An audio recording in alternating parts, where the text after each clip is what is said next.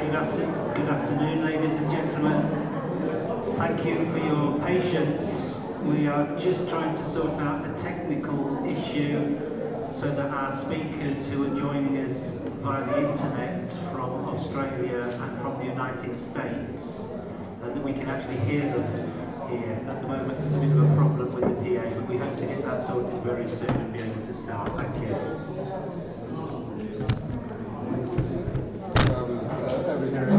About the hack.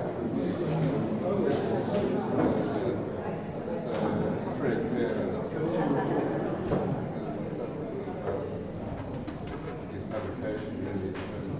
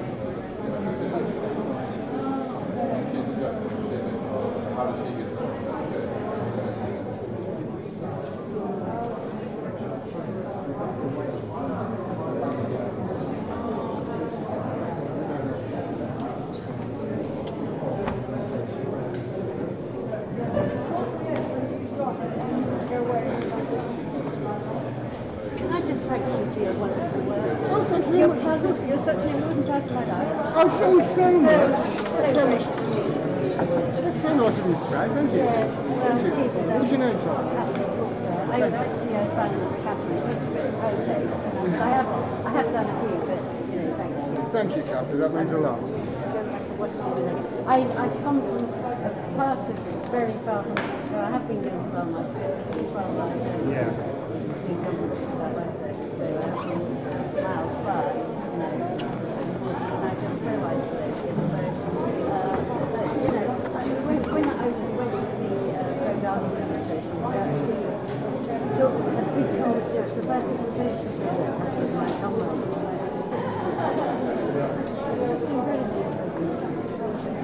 It really is, because when you speak to people, they don't know, do they?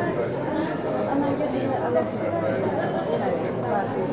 but also, I won't keep this because I'm really busy, but on the way back from the expedition hearing, I got back to the taxi from the taxi saw this unprovoked, said, "He's our hero, all our friends in Pakistan who suffered from unwanted war crimes, we're writing with Lama." So, that was... That's good. Yeah. That's good. Yeah, I'll Thank you, Catherine. I just want to say I know who you are. I watch a lot of your videos on YouTube. Thanks very much. So you're here to film this? Yeah, I'm shooting a lot of Yeah, I'm not a member of this club. I'm associated. And I read their website. There's also their website. So there's some idea of these questions. So in fact, all the sources are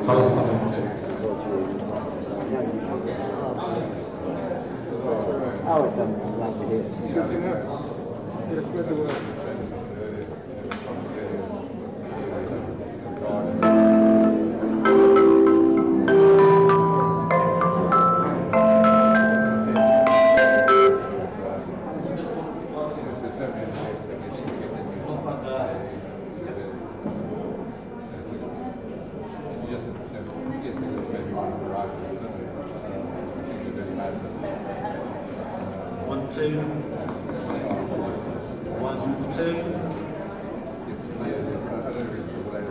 1, 2. I think we're almost ready to start. Can people at the back hear? Okay. Yes. Good. This mic also a little bit.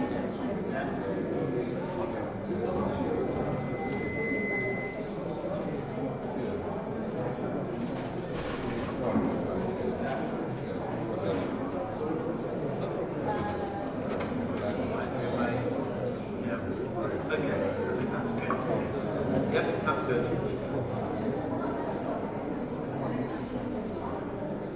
Actually, what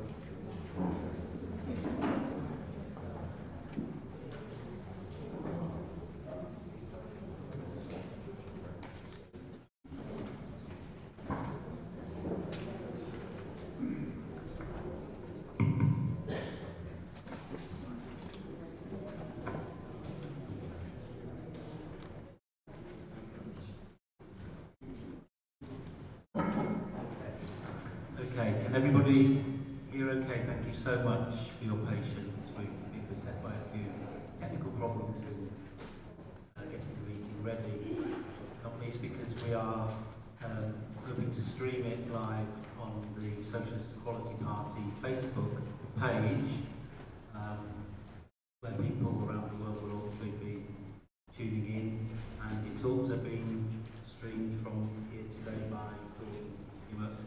It'll be on your YouTube channel. Yeah. Okay.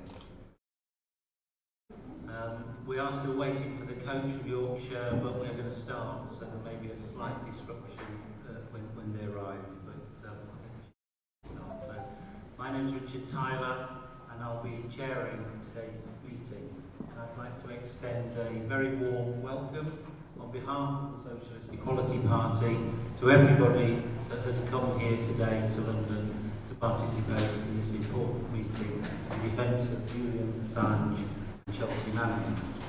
I would also like to welcome those online who are following proceedings.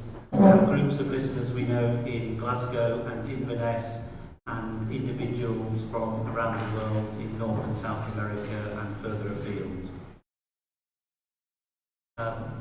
As you can see, we haven't had quite as much time as we would like for the technical setup, so once again, thank you for your patience, and please bear with us if we encounter any hitches. We will try and resolve them as quickly as possible. Now, we're all here today to demand freedom for Julian Assange, WikiLeaks founder and journalist, the courageous whistleblower Chelsea Manning.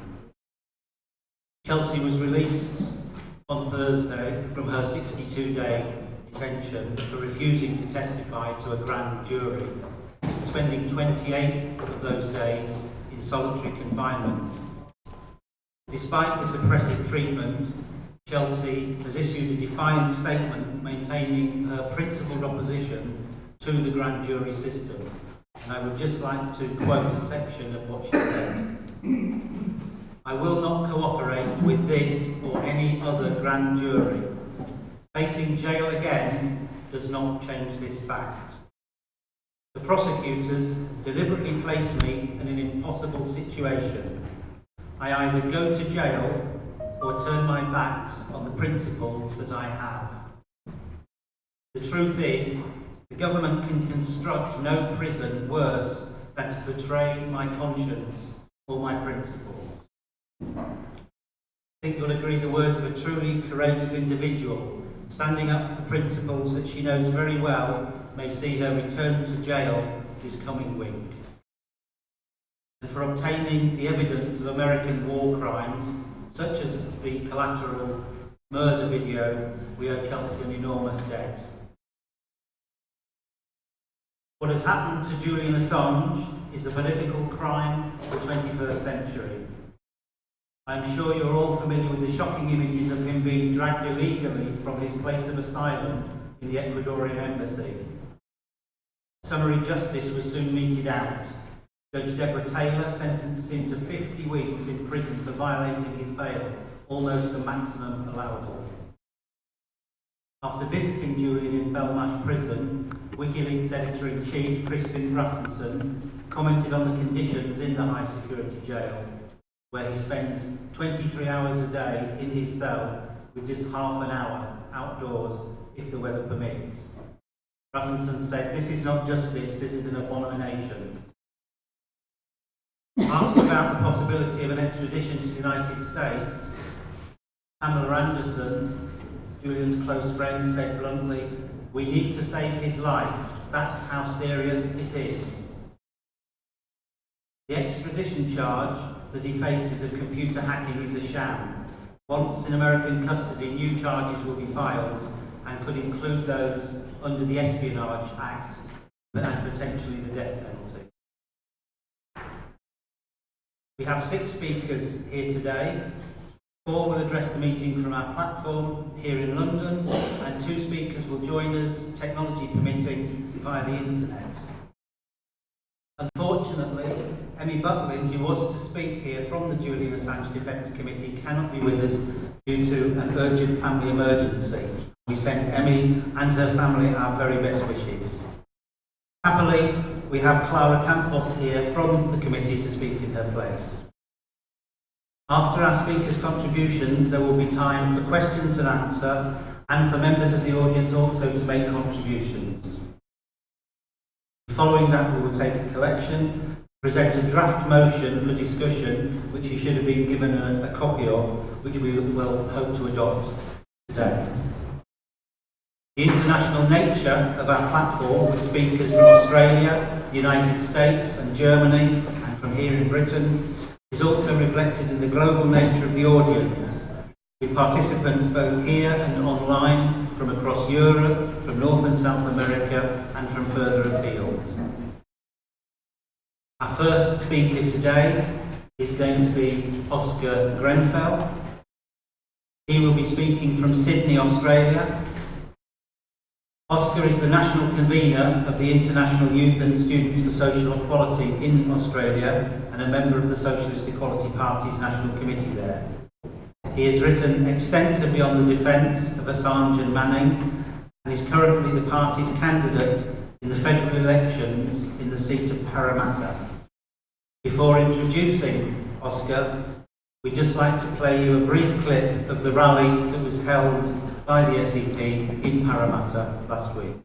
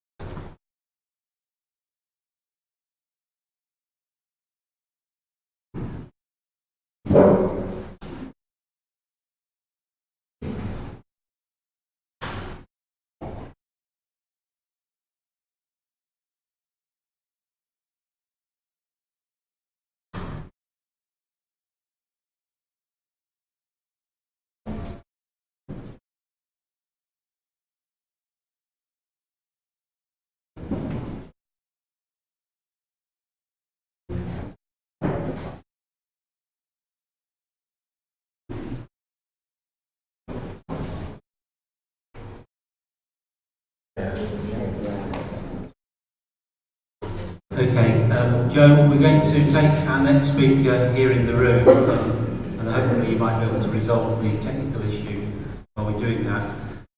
Now, as I said at the front of the meeting, we had very much expected to have Emmy Butlin with us here today, but I'm very happy that we've got Clara here. They're both very close and dear comrades in the struggle that they've been mounting over 7 long years, organising vigils outside the Ecuadorian embassy, numerous solidarity actions and protests, and most recently outside the courts and Belmarsh prison. So I'd like to step up to the podium.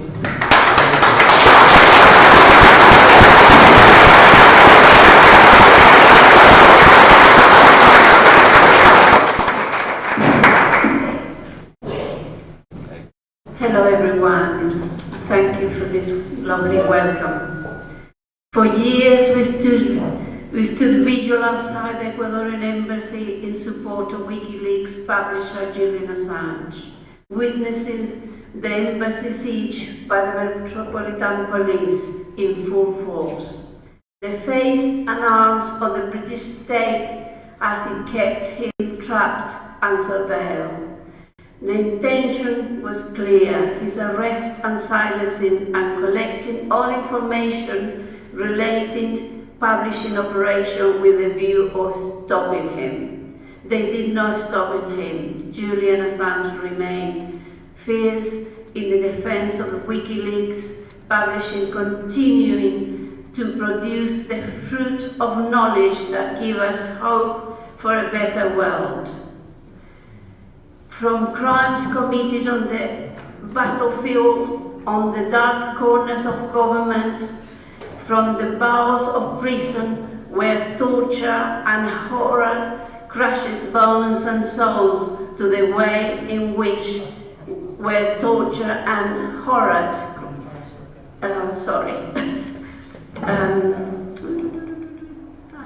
look, I'm lost. Well, WikiLeaks have been there inviting our society,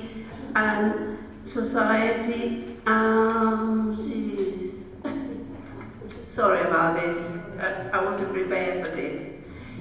WikiLeaks has been there inviting our society to take a good look at what is being done in our name, armed with that knowledge that we can defend ourselves and a human rights that we people have fought long and hard to uphold. We in return must be fierce in the defense of Julian Assange. His brutal arrest on the 11th of April intensifies his arbitrary detention further. We must act now, mobilizing to free him. He's one of us. But we can do is sit in his defense. We can do what we witnessed, the state deploying the security, diplomatic and even judicial resources in his assault to one of us.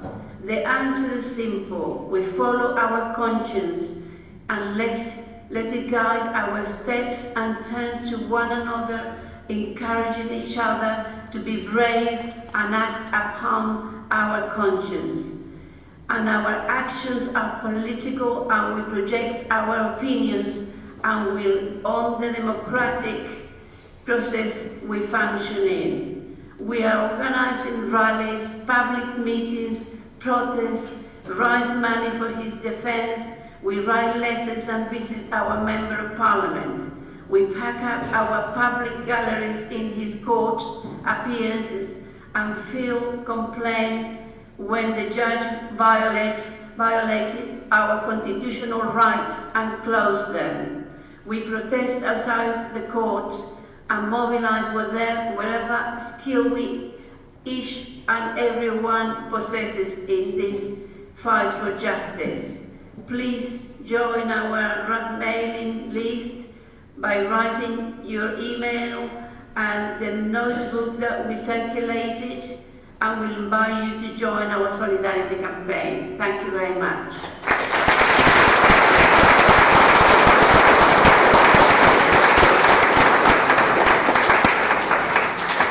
Joe, could I just ask you to put the slide up that was we were supposed to have during that contribution, because it does contain some important information that I think we'd like to share with the audience.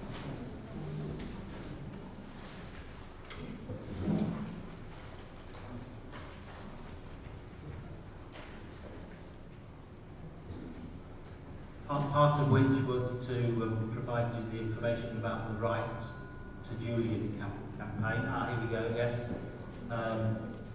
Which I know Emmy particularly had wanted to talk about. So that's the URL there. For those of you that haven't seen Emmy on Twitter, there's her Twitter handle up at the top. She's a very prolific tweeter in the cause of Julian Assange. So, technology allowing, we are going to try once again to bring in our speaker from Australia, Oscar Grenfell. No, we're not. The problem's with the PA, sorry. Okay, the problem is the link between the laptop with the stream from Australia and the venue's PA here not talking to each other. think on that basis, I'm going to ask for Alice Summers, to be our next speaker.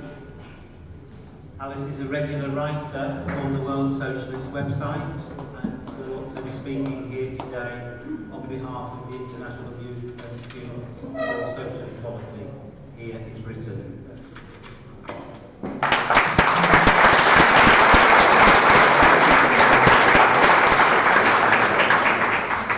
Hello, can you hear me okay? That's great. We have the slide up as well, please. Yeah. Great. The arrest and incarceration of Julian Assange is a travesty of justice, an event which will go down in history as one of the first great political crimes of the 21st century. The images of an ill publisher being forcibly dragged out of the Ecuadorian embassy by British police will haunt millions of people across the world for years to come. The overwhelming majority of workers and young people feel enormous sympathy for Assange, a courageous journalist and publisher persecuted and reviled by the ruling elite for the supposed crime of telling the truth. His inhumane treatment at the hands of the US, UK and Ecuadorian governments, in contravention of international law and of United Nations rulings, speaks volumes about the brutal realities of class society, all too familiar to working people on every continent. The persecution of the WikiLeaks founder is a concentrated expression of the turn towards authoritarianism and the drive to war by the global capitalist class. My generation came of age to the sound of US and coalition bombs raining down on defenceless civilians. Our formative years were shaped by relentless attacks on living standards, rising economic insecurity, imperialist violence and corruption. For many, the first political events we would have been conscious of were the criminal imperialist invasions of Afghanistan in 2001 and Iraq in 2003. Since then, the war on terror has dominated political life in the United States and Europe, claiming millions of innocent lives across the Middle East and Central Asia and devastating entire societies. Endless conflict and imperialist destruction have been the constant for all of our lives. Now, Julian Assange is being held because he published leaked information exposing before the world precisely these imperialist atrocities. He has committed no crime. He has been targeted for revealing details of illegal wars, mass surveillance operations, and the daily diplomatic conspiracies of the US and its allies. But in doing so, he has performed an invaluable service to working people and youth the world over.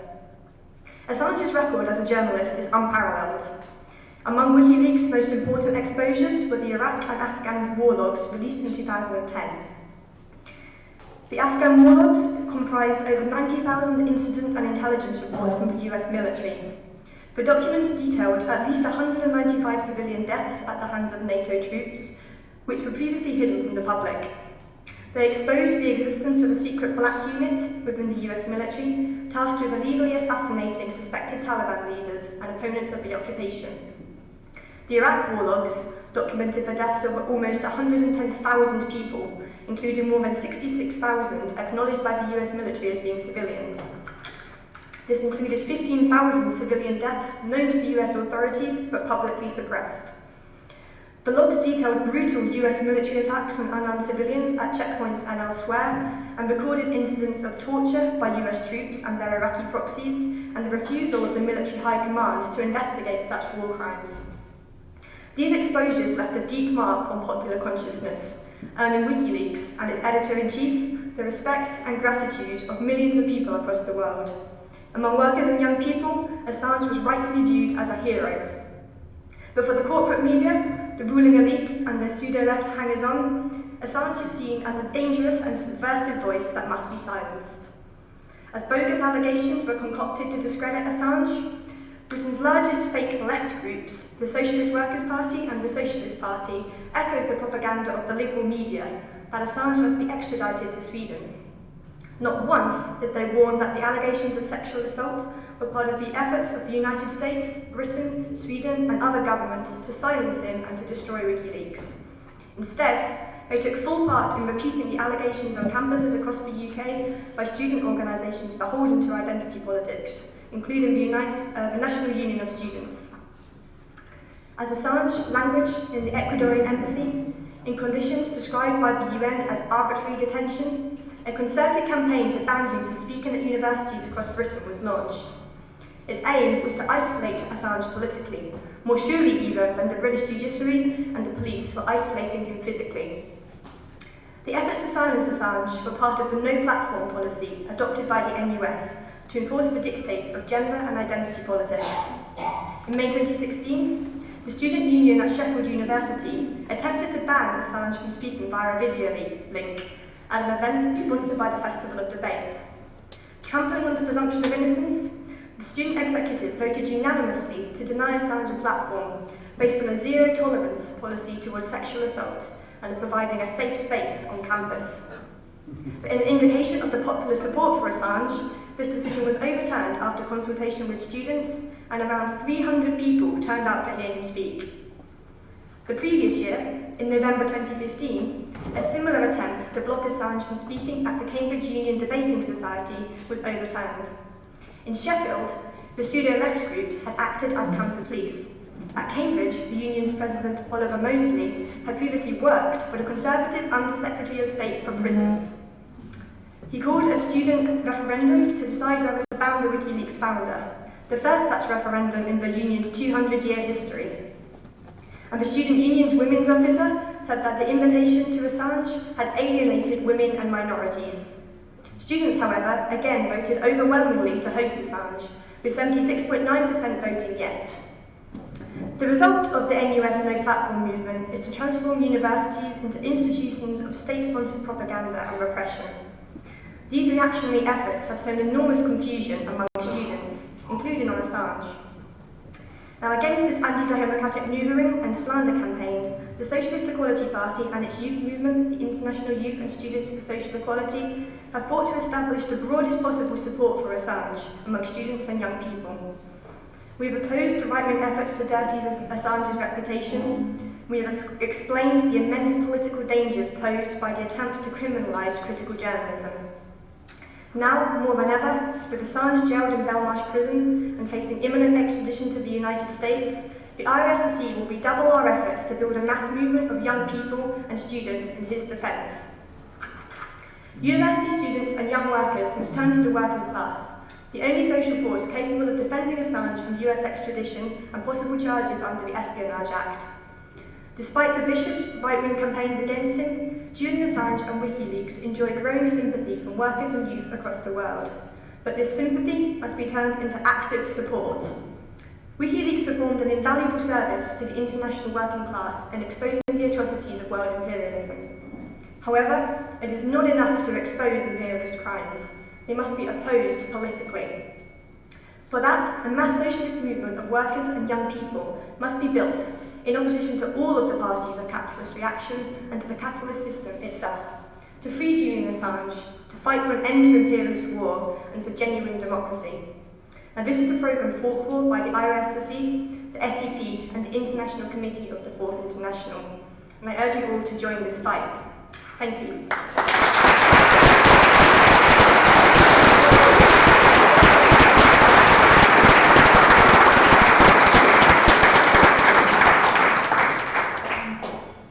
Once again, I can only apologise for the problems that we've been having with the technology here. Now, Joe has indicated that hopefully the sound is working again, which means that we hope very much that we are able to bring our next speaker, Oscar, in from Australia.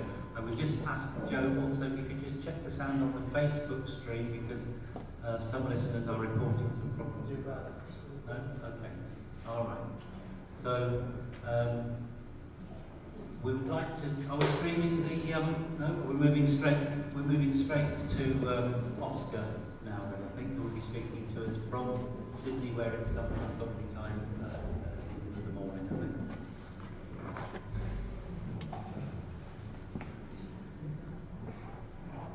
Thank you. It's a great privilege to speak at this meeting, which is viewed by everyone in the SEP Australia and by WikiLeaks supporters here as a critical step forward in the global fight to prevent Julian Assange's extradition to the United States and to secure his complete freedom. Since April the 11th, discussion of the illegal termination of Assange's political asylum and his brutal arrest has understandably focused on the role of the Ecuadorian British and US governments in this historic crime. I want to stress, however, that there is another government that bears central culpability for the persecution of Assange. That is the current Australian government and all of its predecessors since 2010. If any Australian government had fulfilled its undeniable legal obligations to protect Assange, an Australian citizen and journalist pursued for his exposure of war crimes, it would not be locked up in Belmarsh prison, facing the prospect of an extraordinary rendition to the United States. In a number of cases, Australian governments, acting as a result of mass pressure from below, have secured the release of Australian citizens from unjust and arbitrary detention. In the case of Julian Assange, they have not. They've done the opposite, actively collaborating in the US-led vendetta against him. In 2010, when senior US politicians were openly calling for Assange's assassination, the Greens-backed Labor government of Julia Gillard publicly denounced him. Gillard declared that the foundation stone of WikiLeaks publications was an illegal act, an assertion she was never able to substantiate. She pledged to assist the attempts by the American intelligence agencies to destroy it. Assange was compelled to seek asylum in the Ecuadorian embassy in 2012 under conditions of an unprecedented political and legal assault against him because he knew that the Australian Labor government would throw him to the wolves. This violation of Assange's fundamental rights as an Australian citizen has been continued by every government since. His arrest on April the 11th was met with pro forma statements by Liberal national government ministers and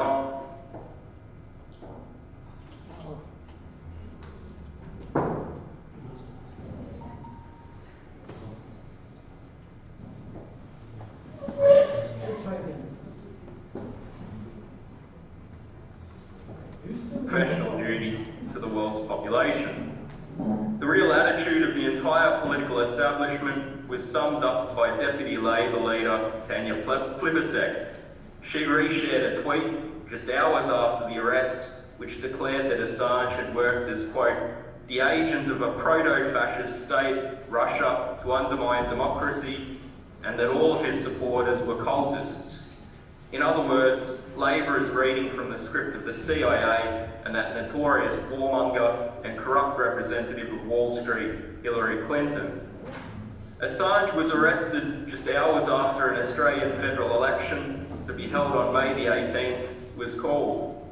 One might think that the prospect of an Australian journalist being sent to Guantanamo Bay or into the clutches of the CIA torturers for publishing the truth would have been a major focus in this election campaign. However, official politics is not shaped by reason, objectivity and honesty, but by naked class interests. The persecution of Assange was mentioned only a handful of times following his arrest, then the issue has been buried by all of the parliamentary parties.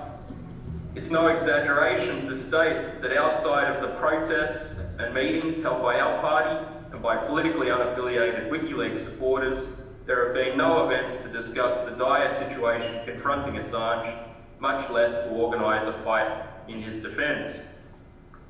It's not just the two major parties.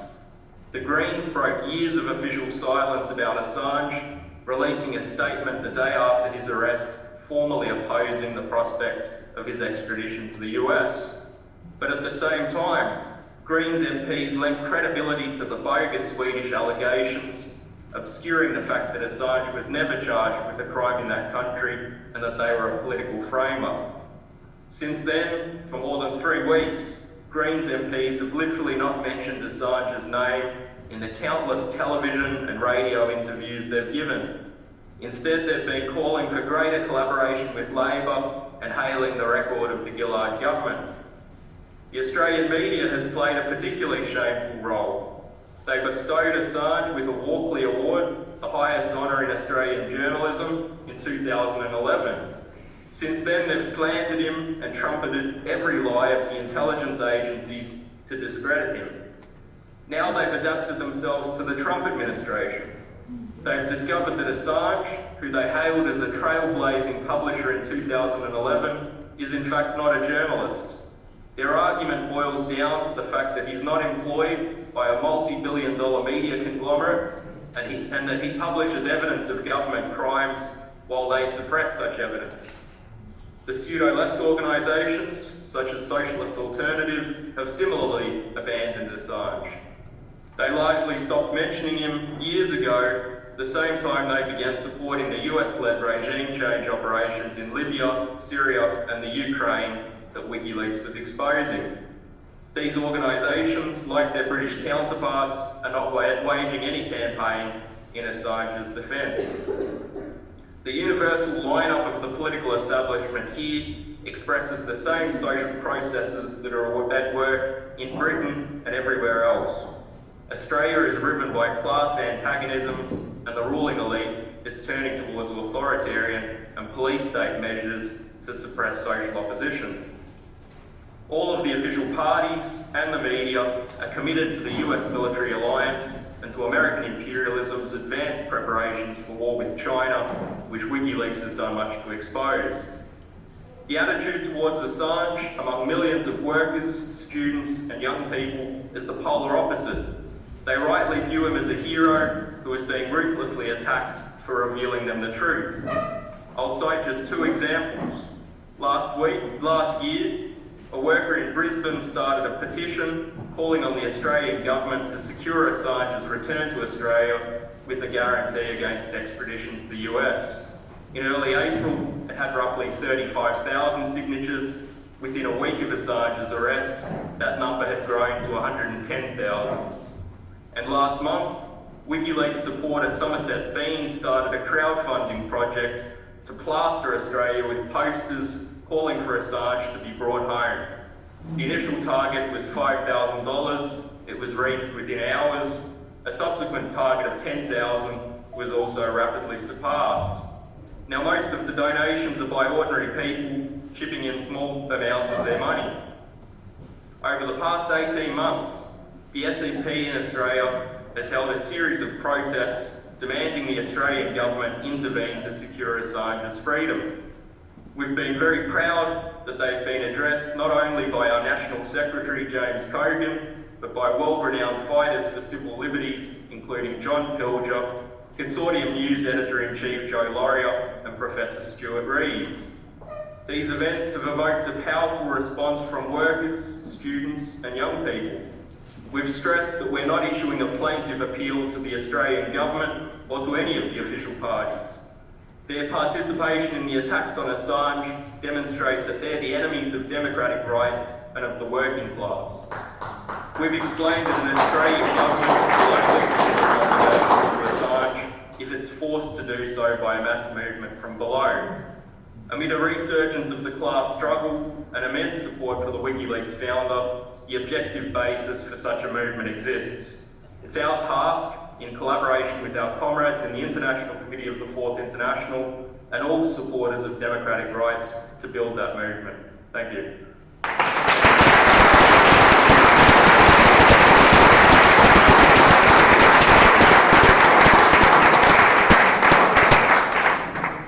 Thank you very much, Oscar. I'm happy to announce that our contingent from the north has now arrived, and while they take their seats, perhaps, Joe, are we able to show the Parramatta video? This shows the campaigning in the district of Parramatta, just outside Sydney, where Oscar is our candidate in the federal elections.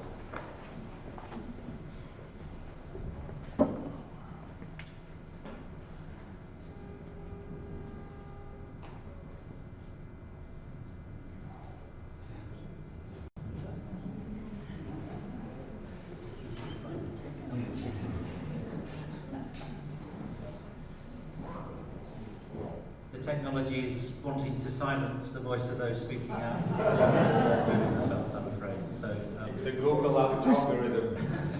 The video is on the World Socialist website. Just get two people to read out the subtitle and view it. So I would urge you to do that. So hopefully, Joe, we're going to bring in our next speaker, who is Niles Nemeth. Niles is a member of the National Committee of the Socialist Equality Party in the United States and is also a staff writer for the World Socialist website. He was also our party candidate for Vice President in the 2016 elections and has been a congressional candidate in 2018. Niles has discussed the fight to defend Julian Assange and Chelsea Manning with thousands of American workers, young people, students, all over the States. And he now joins us, hopefully, from Detroit in Michigan.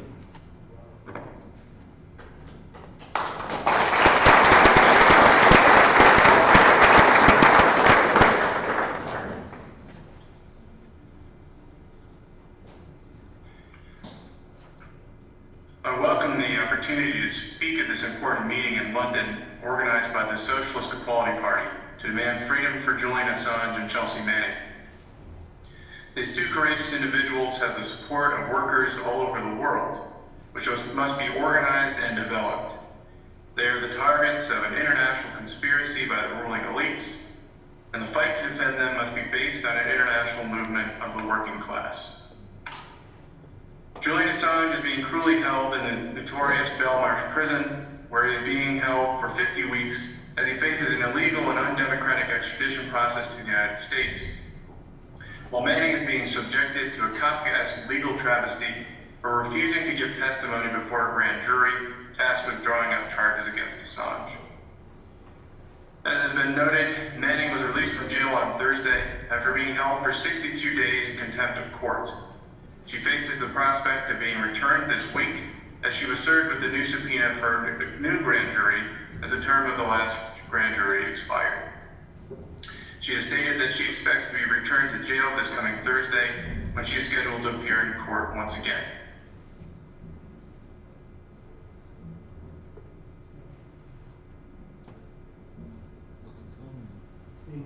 Subjecting her to psychological trauma, and she has been denied access to adequate medical attention. She has taken a courageous and politically principled stand in refusing to answer any questions by the prosecutors, who seek to bring further criminal charges against the WikiLeaks founder. She has already served 7 years in a military prison, including a year in solitary confinement, for leaking evidence of American war crimes in Iraq and Afghanistan. The idea I hold the keys to my own cell is an absurd one, as I face the prospect of suffering either way due to this unnecessary and punitive subpoena. I can either go to jail or betray my principles, Manning explained in an 8-page letter submitted to the court last week appealing for release. The latter exists as a much worse prison than the government can construct, she said. The unyielding pursuit of Manning and Assange has been a bipartisan effort which began under the Obama administration and continues under Trump, who tweeted in 2017 that Manning is an ungrateful traitor who should not have been released from prison. As the preparations of the Trump administration for new wars all around the world have intensified, from Venezuela and Iran to China and Russia, so too has the effort to silence all of those who have exposed past war crimes. On Thursday, a former NSA intelligence analyst, Daniel Hale, was arrested on allegations that he leaked secret information about Washington's illegal drone assassination program to the press. While Trump is preparing for war abroad, carrying out fascistic attacks on immigrants at home, and promoting the growth of authoritarianism, the Democratic Party has continued to move to the right, lining up behind Trump's assault on immigrants and trade war against China. The Democratic leadership has repeatedly ruled out impeaching the president because they fear that a protracted impeachment process might be an opening for the popular opposition to Trump to take an independent form and move in an openly anti-capitalist direction. The courage displayed by Assange and Manning stands in stark contrast to all of those spineless cowards and swindlers in and around the Democratic Party who have supported the persecution of Assange and abandoned Manning to the clutches of the Trump administration. The attitude of political organizations and tendencies to the persecution of Manning and Assange defines their character. Those who have actively or tacitly supported this pseudo-legal abomination have upon them a black mark that can never be washed clean. The Democrats have campaigned against Assange as part of their anti-Russia campaign and have been almost entirely silent on the incarceration of Manning. The concocted narrative of Russian hacking of the US elections has also been used to justify censoring the internet and pressuring the Trump administration from the right to take a much more hostile position towards Moscow. Obama, who cynically utilized the commutation of Manning's sentence without a full presidential pardon clearing her criminal record to burnish his own legacy, has said not a word about her persecution. Democratic presidential candidate Senator Bernie Sanders, who tweeted on World Press Freedom Day that there can be no free society without a free media, has refused to answer any questions about Assange or Manning. Representative Alexandria Ocasio-Cortez, a member of the Democratic Socialists of America, likewise has kept her mouth shut after a single tweet more than a month ago calling for Manning to be released on bail. These forces all line up against Assange and Manning because they support American imperialism. However, they do not speak for the working class, the majority of the American population. There is broad support for Manning and Assange in the working class, which is shown in one poll after another, and we have seen in our own interventions, protests, and meetings in the United States and internationally. As she has noted, Manning has received thousands of letters of support while in jail from educators, factory workers, store clerks, gardeners, chefs, and airplane pilots, among others. The Socialist Equality Party and the International Youth and Students for Social Equality have been campaigning amongst the working class and young people to bring awareness to the situation facing Manning and Assange.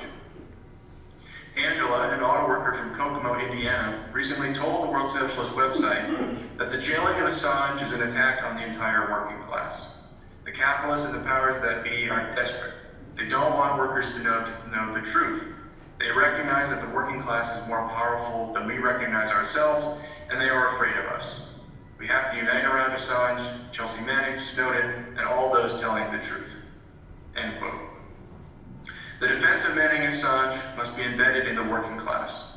Across the U.S., the significant increase in strike activity we saw last year has continued this year. From teachers to Uber and Lyft drivers and nurses, there's a growing determination to fight.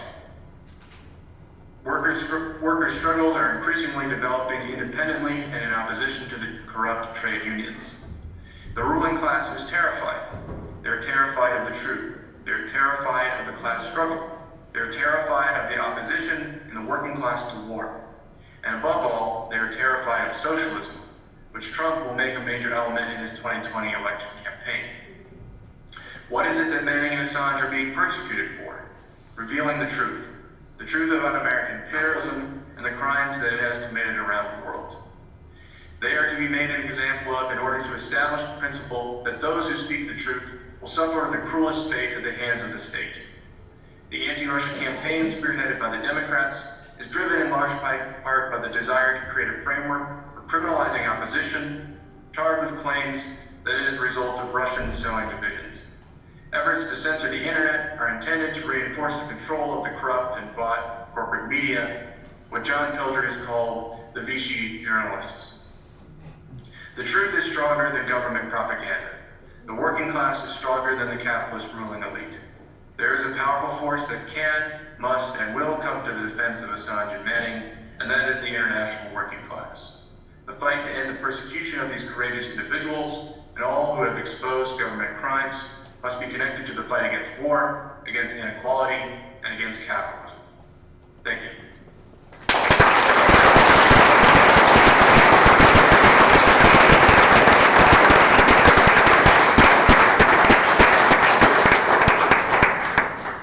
Thank you very much. We have two more speakers before we move into the Q&A and open the floor up to the audience. And the first of those I'm very pleased to be able to welcome is Uli Rippert, who has travelled here in the very early hours this morning from Berlin. Uli is the National Secretary of the Sozialistische Gleichheitspartei, the German section of our international party. He has been a leader of the international Trotskyist movement for nearly 50 years and is one of our candidates in the upcoming European elections, where the defence of Julian Assange is a central issue being fought for by the SGP. I would ask you to give Uli a very warm welcome. Thank you.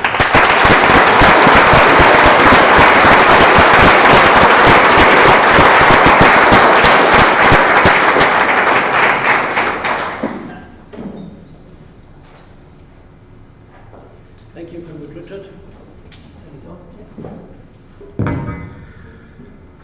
Comrades and friends, I'm very happy to be able to participate in this meeting of the Socialist Equality Party to defend Julian Assange and Chelsea Manning, a meeting which is clearly an international meeting. We might have slight problems with the technique, but we have no problems with our political orientation and our program. We are and under conditions where in every country national tendencies and national movements get stronger, this international collaboration of our movement and the fight to unite the working class internationally becomes extremely important. Now, before I start, I have to apologize for my very limited English. It's some time since I have been here, and my bad English is getting worse. So I have Comrade Richard, who speaks better German than I English, and he will help me out.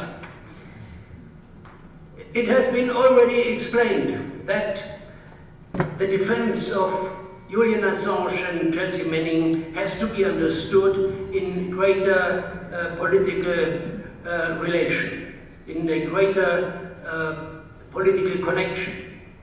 To a certain extent, you can say that, like in a burning glass or prisma, all the great questions of the present political situation are concentrated in the legal attack and the witch hunt and the terror which is brought against Julian Assange and Chelsea Manning. What is the crime they have carried out? They have explained to the public of the world the crimes of American and European imperialism, the war crimes which have been carried out. Millions of people were shocked when they saw the videos and read the documents. And now they try to organize a show trial to intimidate everybody and to make everybody shut up. And anybody who dares to do the same or to organize opposition against the systematic preparation of war, a movement against unemployment and poverty, should be suppressed. That is the message. It's a direct preparation for against a growing movement in the working class. In every country, the ruling class is responding to the growing movement from below with the preparation of police state and dictatorship. That's the only way they are able to push through their policy of war and their attacks against the population. While there is massive support for Julian Assange in the population, among young people, and in the working class, all the governments, all the political parties are united in a fight to support the American and the British government in the witch hunt and in the attack against Assange and Manning. I don't have the time to go in detail, but just one incident. When I arrived at the airport this morning, and I went into a taxi, and the taxi driver asked me, how long are you staying? Are you for vacation? And I said, no, I'm going back tomorrow. And he asked me, what are you doing? And I told him that I'm going to speak at a meeting. He asked, what meeting? And I said, a meeting to defend Julian Assange. At first he didn't understood the word, and he had defend who? And I said, Julian Assange. Julian, yes, he said. Yeah, I was one who was at the Ecuadorian embassy when he was at the window and spoke to us, and I was one to support the Defense Committee. So I invited him to come to the meeting, but he had to continue his shift work. But we had, all the way coming here, a very intensive political discussion. And very interestingly, he said there are many of his colleagues, many of the workers he knows are following this situation and are quite nervous and agitated by what is building up. Now, one question which has to be expelled and spoken out quite clearly. The only defense or the only consequent struggle to defend Julian Assange can be the international mobilization of the working class on the basis of a socialist program. There is no constituency in the ruling elite or in the political system which is doing this. It has to be done by the working class. In Germany, this is very clear. Even the so-called left party is a party which supports the government and is organizing nothing substantially to organize a resistance campaign against this attack. Now, allow me in this respect to give you a short report about the election campaign for the European election which we are carrying out. We have organized in the last week a meeting in Munich and a meeting in Leipzig. We had meetings in many other cities before, and we had very intense discussion with workers and young people why it demands a revolutionary socialist program to fight, to defend Assange and many. Why it is necessary to mobilize the working class and the building of an international revolutionary party.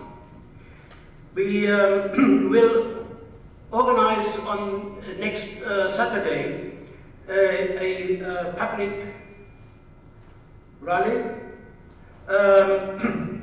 in front of the British Embassy in Berlin, and we will not only accuse or attack the British government for what they are done and what they are doing, and not only the American government which is behind it, we will also attack the German government, which is fully informed, directly integrated in this conspiracy which is presently carried out. Especially in Germany, these questions have a very long history. It is this year, this time, just 80 years ago, when in spring, in March 1929, one of the, at that time, most well-known anti-war journalist has been arrested, Karl von Ossietzky. He had written an article in the magazine Die Weltbühne, where he published secret information about the military build-up of the German army at that time. Now this was right after the First World War, and there was the military build-up was illegal. It was in opposition to the Versailles Treaty, and he made this public. And at that time you had still the so-called Weimar Republic, and they took him. It was quite clear that the information which he had published was correct. As it is quite known, that the information given by Julian Assange and Chelsea Manning are correct. It's no falsification. But it was secret.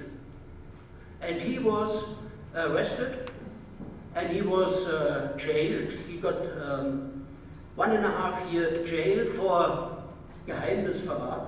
Betraying secrets. Yeah. This was in 1931. And while he was in prison, or shortly after, the Nazis came to power and put him in a concentration camp, tortured him, and 1938 he then died under these conditions of the concentration camp and the torture. This magazine which he worked for, Die Weltbühne, was at that time an international leading anti-war magazine, and even some of the articles by Leo Trotsky against the rise of fascism in Germany were published in that magazine. He was a very courageous journalist, Karl von Ossietzky, in the same way as Julian Assange and Manning. And here it is absolutely clear. It demands a mobilization of the working class against this. Now,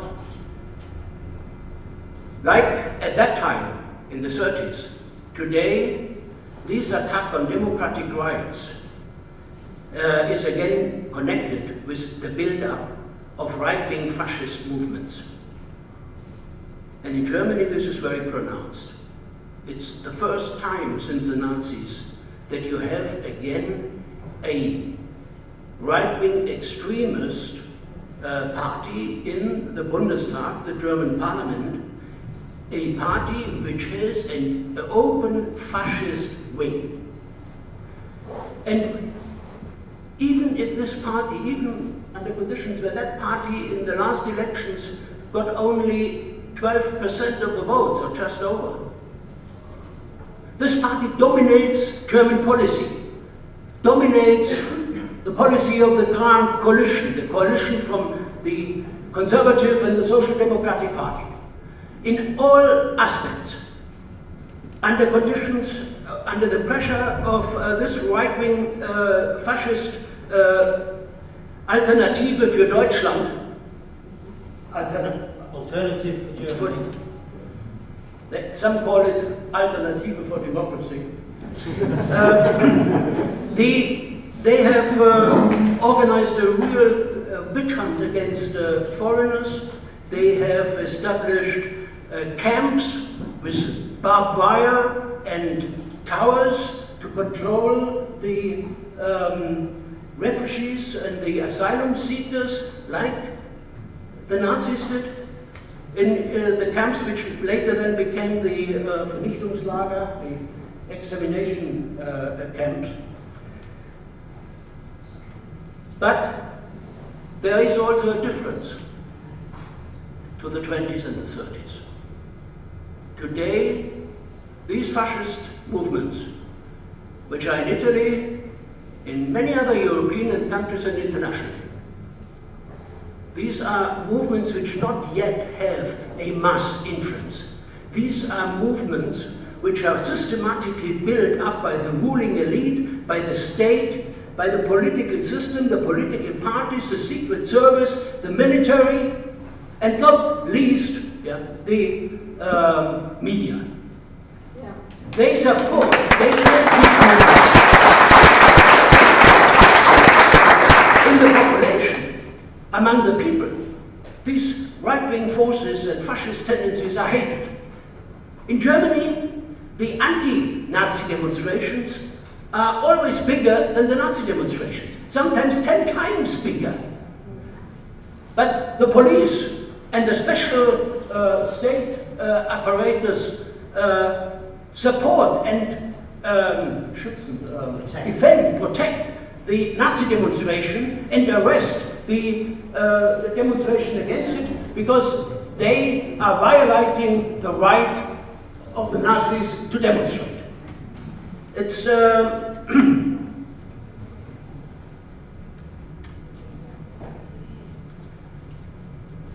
now the reason why these forces are built up is they try to push against the growing opposition against the war policy and the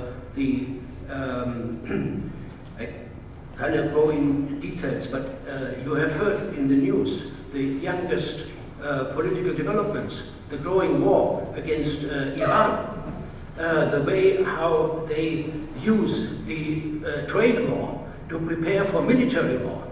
Never before, in the end of Second World War, we have been so close to a Third World War like in the present situation. And they know that this war policy can only be pushed through with measures of dictatorship and fascist terror.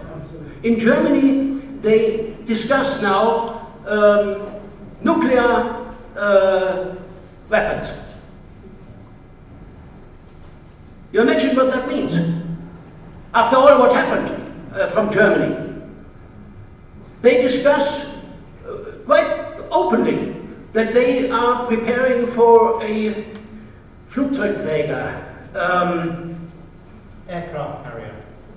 Yes, a military plane carrier, which is one of the most expensive and powerful military systems. Now, the only one the German bourgeoisie had was under the Nazis, Graf Zeppelin, which 38 was finished, was basically going into water as an instrument or a direct preparation for the Second World War and the attack against Poland. But these military build-up meets more and more opposition from below. There is quite visible a return of the class struggle. Decades long, they have tried to suppress the class struggle. The trade unions, all the political parties worked systematically to push the working class back, to force the working class into concessions. Now you have a growing opposition movements. I don't want to go in detail because I think I speak at a meeting where many people know about these questions. But you obviously have seen in the trailer which we had, the Yellow Vest movement in Paris. Now this movement might be in many aspects in its political orientation very confused, but it is driven by the most profound social question, social inequality, cheap labor schemes. It has a revolutionary content, and that's why the French government is moving with all its power against it. But they are not able to get them off the street since months. Then I don't know if you have heard, in Poland, mass strikes, 300,000 teachers have went on strike in the last months. And when the government, the right-wing PES government, put an ultimatum, and that the teachers have to go back to work, 40,000 social workers decided to go on strike. And in that situation, the union intervened with all its power to suppress the teachers' strike. More and more it is seen that this movement from below has two decisive aspects. First of all, it is internationally, and second, it develops as a rebellion against the trade unions and the political parties which have suppressed it for so many years. Now, it's not only the teachers. In West and East Europe, you have a growing movement against the labor conditions, the forms of exploitation, low wages. You had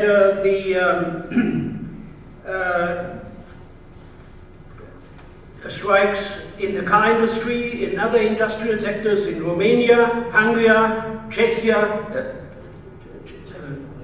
Czech Republic, Serbia, Kosovo, and of course you might have heard these mass demonstrations against the so-called slave law in Hungary against the Orban government.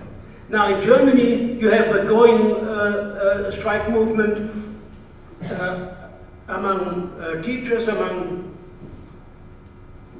social workers.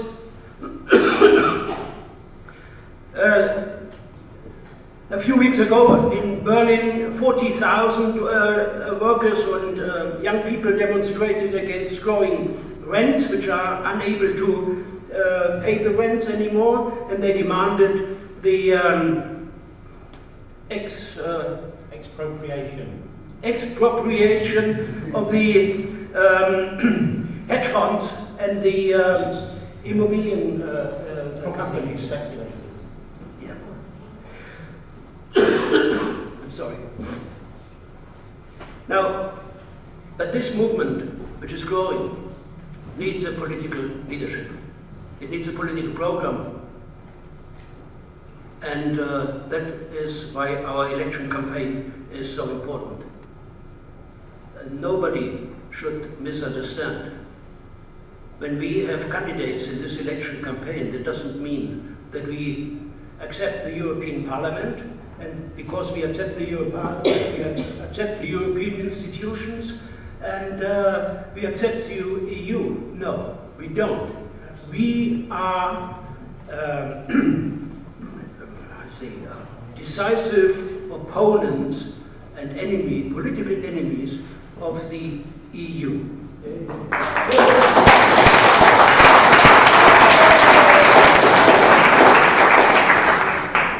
But our opposition against the EU is not a nationalist one.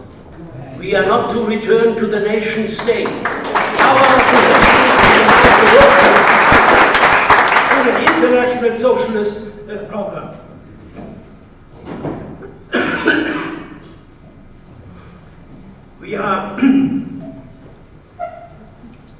We explain on one meeting after another in Germany and in other countries where we have chances to speak that the split in Europe is not between the people who support the EU and the people who reject the EU.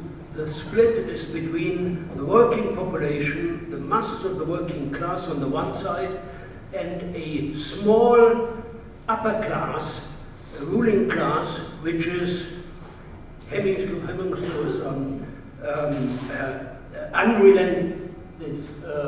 fabulously wealthy. Yes, which exactly, that's and this conflict between the rich and the poor is the main question. It's the driving force for this state build-up. It is this ruling elite and the EU, which is the driving force for the return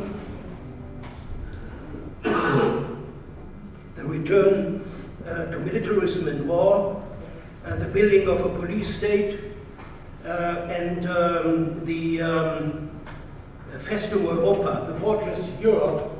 And as you know, since the EU was built and the fortress Europe was closed, 30,000 people have been killed in the Mediterranean Sea.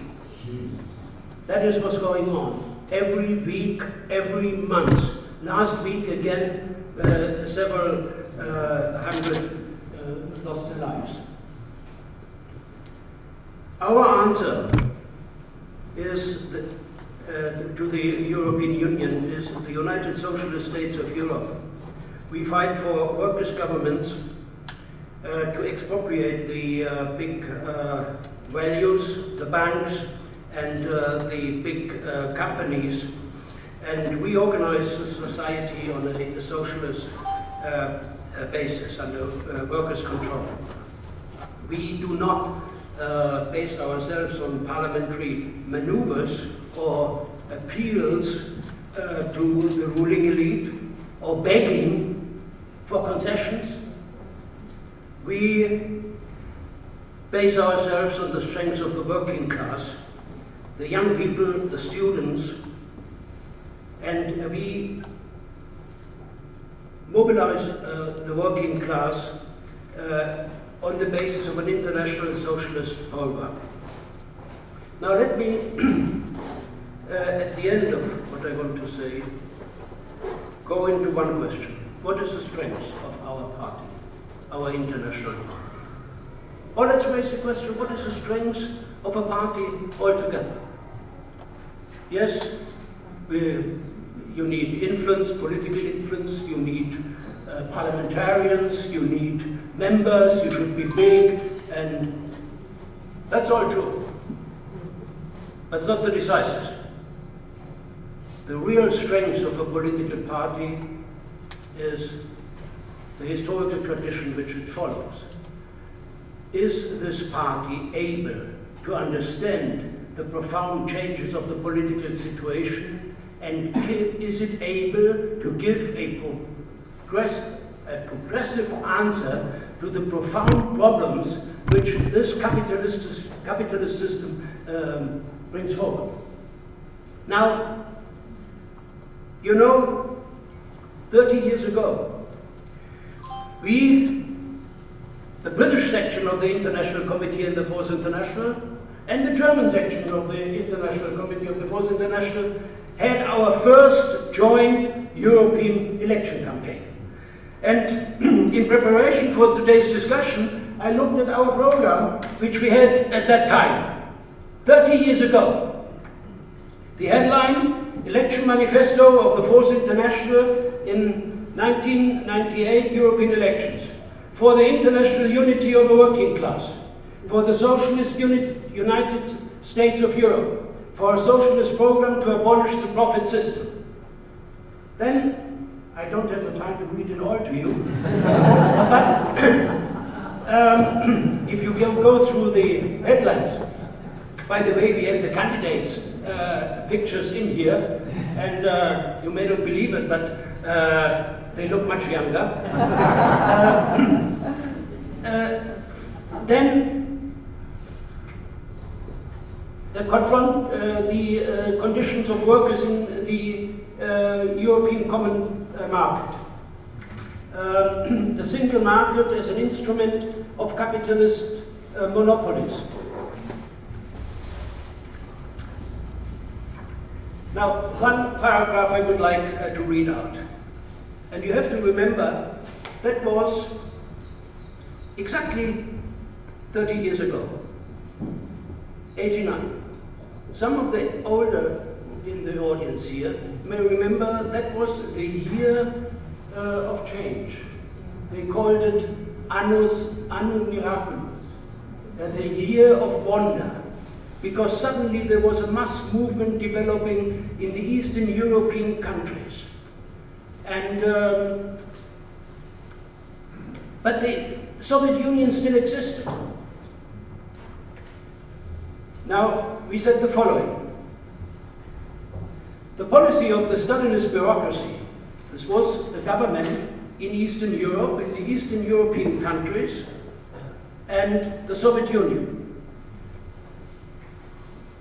The Stalinist bureaucracies have led the Eastern European countries, including the Soviet Union, in a devastating economic crisis.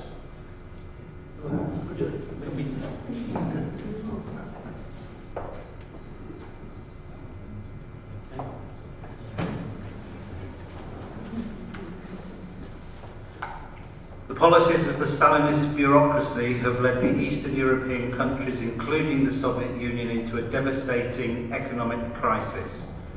At the roots of this crisis lies the isolation of the Soviet economy from world economy. There are only two possibilities of overcoming this isolation.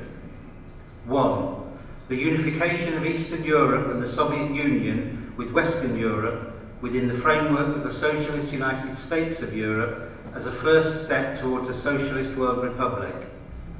This requires the overthrow of capitalism in Western Europe through a socialist revolution, and the overthrow of the Stalinist bureaucracy in Eastern Europe in a political revolution. This is the road advanced by the Fourth International. The task of a socialist revolution is to overthrow the capitalist property relations and the political regime, while the political revolution defends the existing nationalised property relations but overthrows the bureaucratic regime, replacing it with real workers' democracy. The second route is the reintroduction of capitalist relations and the exploitation of the Soviet and Eastern European working class on a capitalist basis. This is the road taken by Gorbachev, Jaruzelski, and the other present leaders of the Stalinist bureaucracy. In following this road, they shamelessly collaborate with the most reactionary imperialist forces and stab every revolutionary movement of the international working class and of oppressed peoples in the back.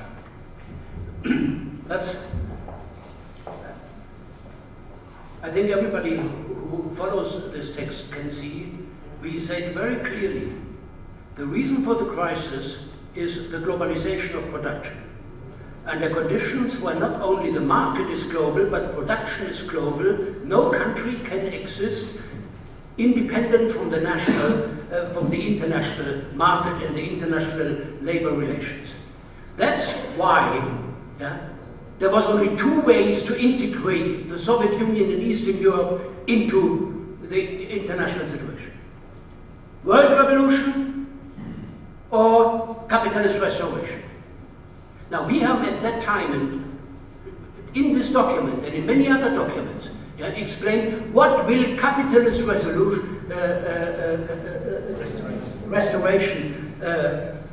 what will be the consequences of it. Now, you remember what every other political party and all the governments and all the high-paid think tanks of the bourgeoisie explained. They said, socialism is finished, capitalism has triumphed, it's the beginning of democracy and freedom, Wohlstand für alle, well-being and prosperity for everybody, the end of all wars. They spoke about the peace dividend, and the author Fukuyama wrote about the end of history. Why the end of history? Because mankind had reached all its gains, all its aims. So every party supported this line, not only in Germany, not only in Europe, all over the world. We were the only movement which were opposing this. We were standing against it. We said the opposite. Now, what is today? If you draw the balance sheet, what became out of their democracy and freedom? We have the police state, we have the preparation of dictatorship, we have the harassment of anti-war journalists, Julian Assange, who is confronted with enormous dangers. What happened to Wohlstand für alle, prosperity for everybody? I don't have to explain that. Everybody knows it. What the situation today is. The social situation is not only at the edge of an explosion, it's already beginning. And the end of all wars, it was the beginning of new wars. It was 25 years of systematic war development in the Middle East, in Latin America, in one country after another, from American imperialism, supported by all its NATO supporters. It's no doubt our analysis and our perspective was correct.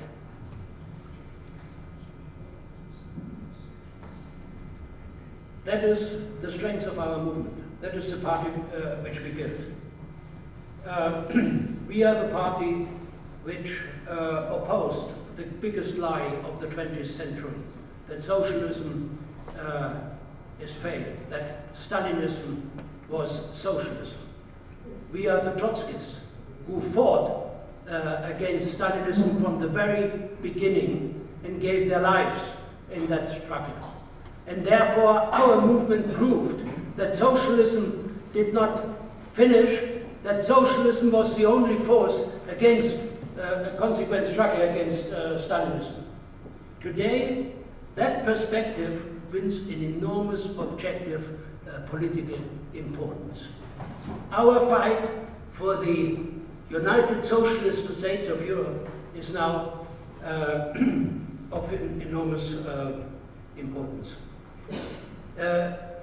This return of the class struggle, which several speakers before me have already referred to, changes the whole political situation. Yes, the ruling class responds in the first stage with the building of a police state, attack on democratic rights, dictatorship and preparation of war. But if anybody of you think that they are able to turn the wheel of history back without any problems and can go back to fascism in Germany, you make a big mistake. They demand no, not again, nie wieder Krieg, nie wieder Faschismus. Never again fascism, never again war. This perspective is burned into the consciousness of millions of workers and youth. And not only in Germany, in Berlin you cannot walk 100 meters in the center of the town without meeting a monument which deals with the enormous crimes which were carried out. All that is very fresh and very alive. But everything depends now that this growing movement against fascism and war and against dictatorship is based on an international socialist program, and the international leadership of the working class is built. Therefore, in the center of our election campaign, we have the building of our sections in all European countries. Let me close by one argument. The future is not decided in Westminster. No, it's not. The future is not decided in the Chancellery in Berlin. It's not decided in Brussels, in the headquarters of the EU. And definitely it's not decided in the European Parliament. It's us. It is decided by the people who are sitting in this room.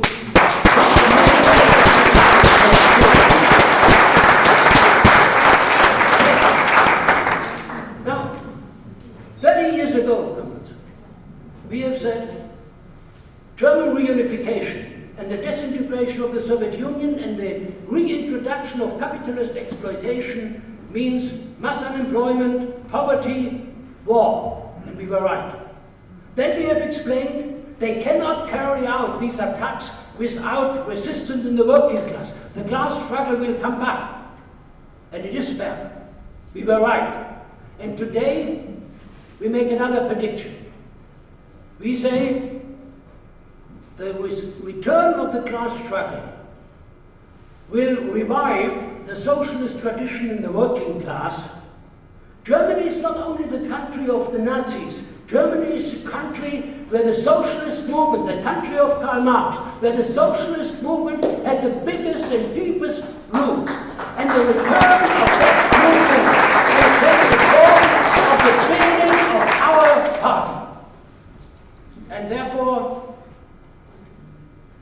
when we say we defend Julian Assange, we say that can only be done through the mobilization of the working class on in a struggle against capitalism. Because the driving force to suppress and to attack Assange is the capitalist system, the capitalist governments and their preparations of war. And you cannot stop war without the mobilization of the working class. And therefore, comrades, to support Julian Assange and to understand the urgency of the present situation is not something which you can do passive. No. You have to become active. You have to become a fighter to build a revolutionary socialist movement. Study the history of our party, the International Committee of the Fourth International, and join the struggle to build an international revolutionary leadership. Thank you very much.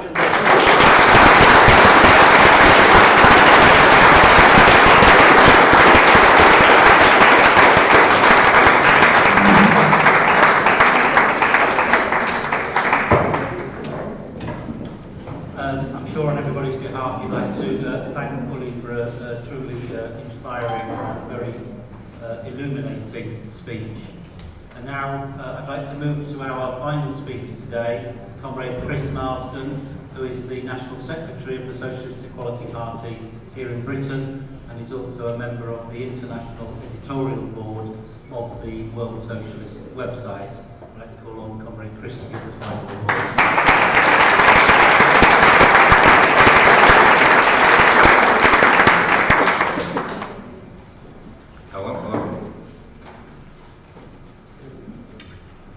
Look, sometimes the most difficult thing to do is to understand the times which you're actually living through. It's always easier for historians because they have the benefit of hindsight. But we are living through a sea change in world politics. And if you look just at the events spanning the last few days, then you can understand why Julian Assange is locked up in Belmarsh, facing extradition to the United States. Not the self-serving lies of the Trump administration, or the May government, or the fake news spread by the British and American media, the real reason. Now, last weekend, the Israeli government was raining down bombs on Gaza and carrying out targeted assassinations. 16 Palestinians were killed, including a pregnant mother and a 14-month-old baby. On Sunday evening, US National Security Advisor John Bolton announced that the aircraft carrier US Abraham Lincoln and nuclear-capable B-52 bombers were being deployed to threaten Iran. He warned that any attack on United States interests or those of our allies will be met with unrelenting force. That same evening, President Trump retweeted a post by the evangelist Jerry Falwell Jr.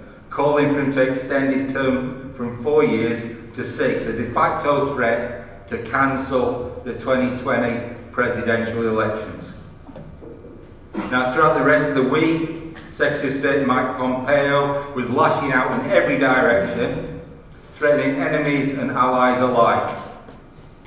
He said, "We will hold the Iranians accountable for attacks on American interests."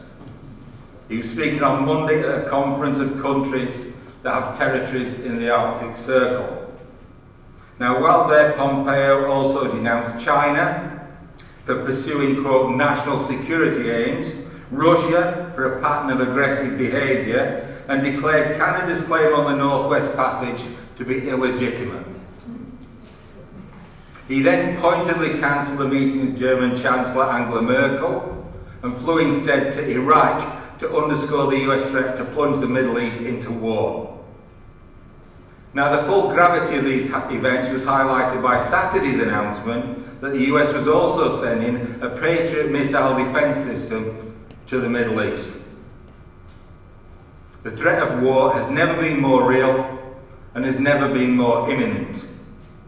I ask you all here, how similar does this sound to the run-up to the Iraq War in 2003, with its talk of weapons of mass destruction, of an unspecified threat to US forces? Now, the US is the real aggressor in the Middle East. Even ABC News was obliged to note that the US Navy's 5th Fleet is based in Bahrain, that Saudi Arabia is home to over 7,000 American troops, Qatar 10,000, Kuwait 13,000, and the United Arab Emirates 5,000. Dubai, moreover, is also the largest port of call for the US Navy outside of America. And the war danger is not confined to the Middle East. A May 15 foreign policy article I read this week is entitled "How to Win America's Next War." It cites a statement by the then Defence Secretary James Mattis, which he made in 2018, that great power competition and not terrorism is now the Pentagon's priority, and then he called for this strategy to be fleshed out. Russia, and especially China, it said, are the primary targets for military aggression. But the article then spoke of the US having, quote, an enduring interest in open access to the world's key regions, primarily Asia and Europe, to ensure their latent power is not turned against it. The article then continues. For a generation, the Pentagon operated on what might be called the Desert Storm model, under which the United States exploited the enormous technical advantage it had developed, starting in the 1970s, to build a military capable of dominating any opponent in the 1990s and 2000s, a time when it lacked a peer competitor. The problem today, however, is the approach that works so well against these so-called rogue state adversaries will fail against China or Russia. To make this strategy work will require a force posture that is much more lethal, agile and ready. Now this new and more aggressive turn to war is why the US wants Julian Assange in its clutches. Now, while in the United Kingdom, Pompeo warned the May government to back off from plans to involve China's Huawei in its 5G network. And this is how he explained it. I quote, "The US has an obligation to ensure the places where we operate, places where US information is, places where we have national security stakes, that they operate within trusted networks, and that is what we will do." Now there you have it. From the US threatening to respond to national security threats anywhere in the world, Pompeo stresses that in order to pursue its global interests unchecked, the US needs and demands, quote, trusted networks. The main threat to US imperialism's predatory ambitions and those of its junior partner Britain is neither Beijing nor Moscow, but an informed and politically mobilised working class. That is why Julian Assange and WikiLeaks must be silenced. That is why whistleblower Chelsea Manning must be made a terrible example of. What does WikiLeaks represent? To answer that question, I want to quote Assange's acceptance speech that he made to the Sydney Peace Foundation gold medal at the Frontline Club in London in 2011. Now this was made at a time when no one would have dared to question whether Assange deserved a major prize for journalism, let alone declare that he's not a journalist at all. Now this is what Assange said. "I always keep in mind something that's said by the great poet and novelist Mary Sarton. You have to think like a hero in order to act like a merely decent human being. We are objective, but we are not neutral. We are on the side of justice. Objectivity is not the same as neutrality. We are objective about the facts when it comes to reporting and not distorting facts. But we are not neutral about what kind of world we would like to see. We want to see a more just world. For me and my staff, WikiLeaks will always strive to be an intelligence agency of the people. And we will always, as long as whistleblowers are willing to act as heroes, act like merely decent human beings. Now these are more than fine words.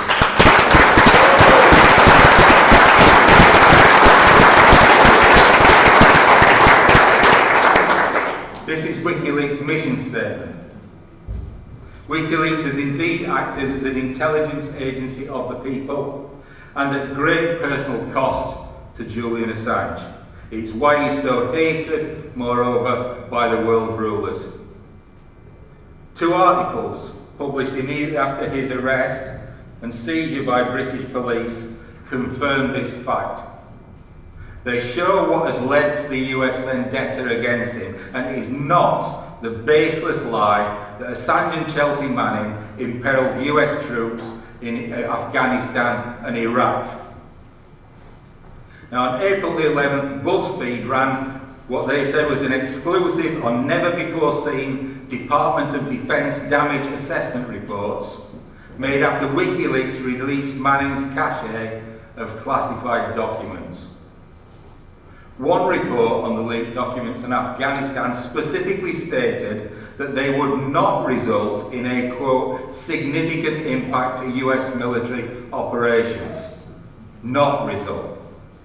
Another states, and I quote, with high confidence, that disclosure of the Iraq data set will have no direct personal impact on current and former US leadership in Iraq.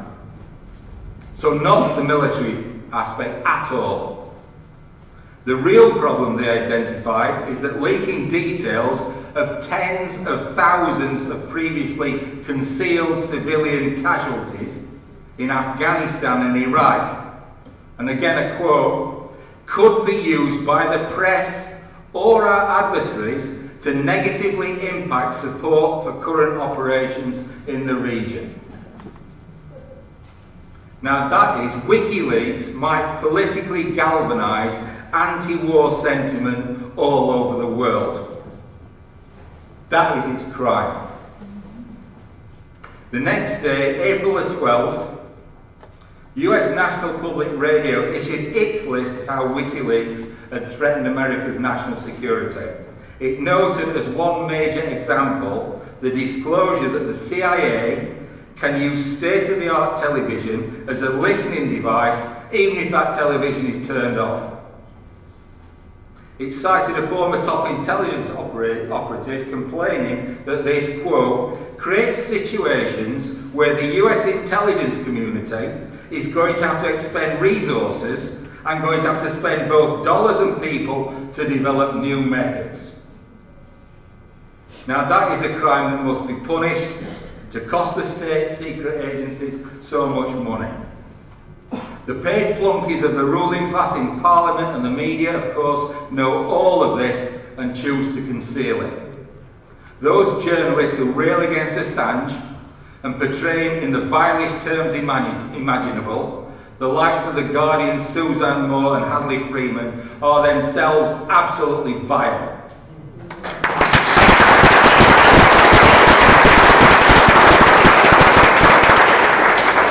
They are part of the official media lie machine, unabashed purveyors of fake news. They would happily sell their souls to the highest bidder if such a bargain could be struck, and the price would be cheap. And when political leaders who claim to be opposed to Assange's extradition to the United States, like Labour leader Jeremy Corbyn, then do nothing, then they too are guilty.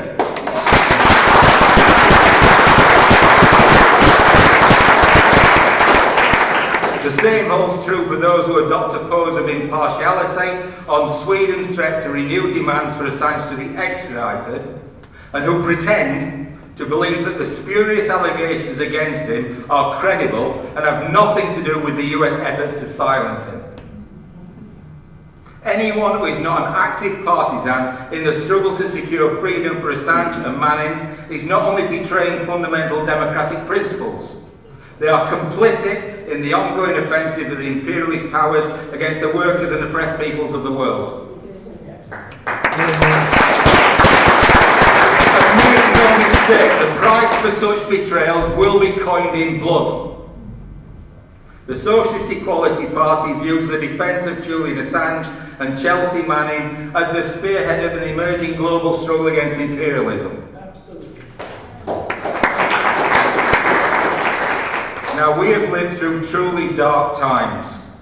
Decades of uninterrupted wars, not only in Afghanistan and Iraq, but the Balkans, Rwanda, Libya, Syria, Yemen. The list could go on and on.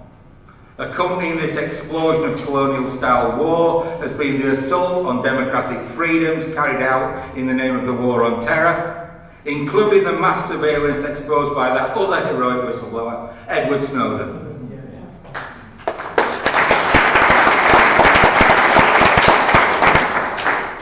Now, this eruption of imperialist militarism and break with democratic forms of rule, together with, as Uli has so clearly depicted, the cultivation by the state, by the ruling class of far-right forces, is too fundamental a shift to be explained away as the actions of criminal political elements in the ruling elite, such as Donald Trump.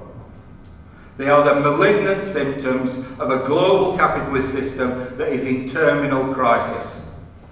The conflict between rival powers for control of markets and resources has become so acute in the increasingly globalised world that the regulatory, political and economic mechanisms set up in the aftermath of World War II have broken down forever. As a result, the world in which we live once again resembles that viewed by the generation of the 1930s, one beset by trade war, rearmament, colonial wars and fascist reaction. But this crisis is also unleashing a powerful counterforce on which an entirely different world can be built. The ruling class has spent decades systematically hiking up the brutal exploitation of working people, slashing wages and destroying essential services on which millions of people rely.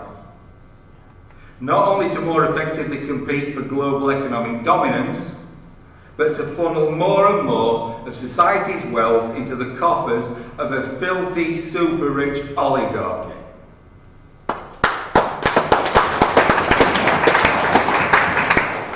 Now, because of the collapse of the Soviet Union, and all the old workers' parties and trade unions, and the political confusion that this generated, the ruling class really thought they could do this forever. Well, they were wrong. The Socialist Equality Party, the International Committee of the Fourth International, and the World Socialist website based our struggle to free Assange and Manning on the international working class. We stand in the tradition of Marx, Engels, Lenin and Trotsky, and we understand that the fight to defend these heroic figures is the spearhead of the struggle against imperialism and for socialism. Now, this perspective now emerges as the only way forward for the whole of humanity. For the past 2 years, we've seen an extraordinary growth in the class struggle in one country after another. Workers suffering unbearable hardship for decades are coming to the bitter conclusion that they must take the fight to those who have ruined their lives and who deny a future to the younger generation, whatever the cost to themselves. And to such people, those coming into struggle against the existing social order, Assange and Manning's heroic stand on principles is an inspiration. To make this clear, these are some of the comments the World Socialist website has received on Assange. From the UK, quote, Assange is in the forefront of the fight for freedom of speech against corrupt governments, especially by revealing US state security secrets. Quote, Assange is guilty of being a hero, guilty of telling the truth, guilty of exposing US war crimes in Afghanistan and Iraq. These were young school students. From Australia, it's a great shame that Assange is labelled a criminal when he's highlighting the true criminality in our society. He is the voice of the voiceless at the moment, and we should all be fighting for what he's fighting for. Quote, "If you can convince workers to band together, people will listen. When someone stands up, it gathers momentum. Workers here should support Assange because we need more of him in the world." And finally, from the United States, as already cited by Niles, "The jailing of Assange is an attack on the entire working class. The capitalists and the powers that be are desperate. They don't want workers to know the truth. They recognise that the working class is more powerful than we recognise ourselves, and they are afraid of us." Absolutely. Now this is the voice of the future speaking, and we must give it political expression and leadership. There's been a lot of discussion about history today. That's in the nature of our meetings. We're a historically based party.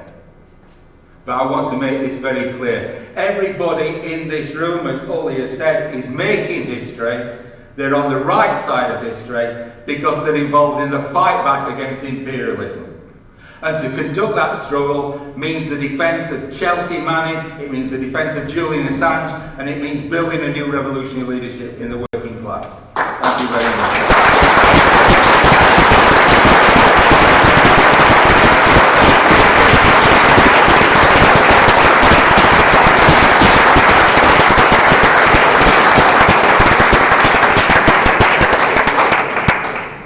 Thank you very much, Chris. Now we reach that part of the proceedings where the floor is open for questions, for contributions. And I really would like to encourage the widest possible discussion of the issues that our speakers have addressed here today. If you would like to speak, if you raise your hand and the steward will bring you a mic, I would ask you to say your name and keep any remarks you make as concise as you can to enable as many other people to participate as possible. So we have a gentleman here that would like to speak.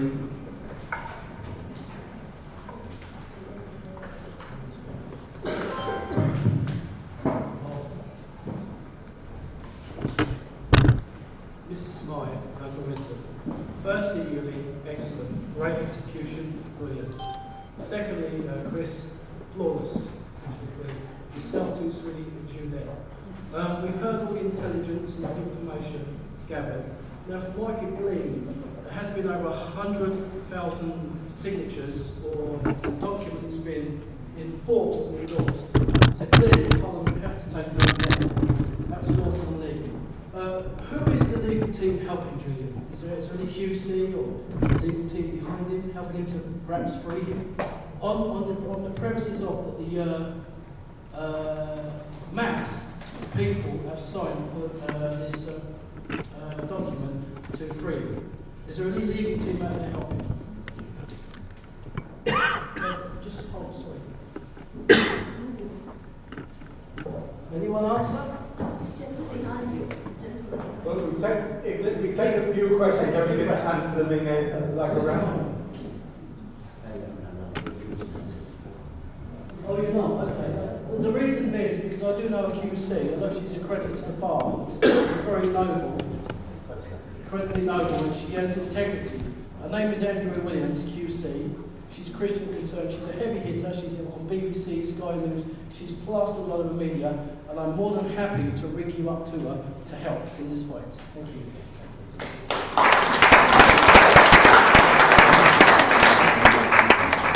Again, the floor is open. Also, for any other questions to our speakers or comments. Yeah, so thanks, great presentation. My name is Tony Nelson. One of the big issues is getting the message out. I mean, to actually find this meeting today was very difficult. You know, searching for what was on in London, I'm just here for a week, and it was quite difficult to find. So I think one of the difficulties is getting our message out. Twitter, Facebook, Google, they all have the algorithms, they're shutting out alternative voices. So what can we do to counter that, to me, the biggest threat of getting our message out? Thank you. There's a... Yes, when you speak, if you can sort of hold the mic as close as you can, then everybody will hear you. I've been going along to the Defence Committee meetings, and I would like to say, first of all, I'm not a member or connected with the Socialist Equality Party, but I was handed to them that they are the only left group that I'm aware of that has put its heart and soul and resources into this struggle, and for that I congratulate them.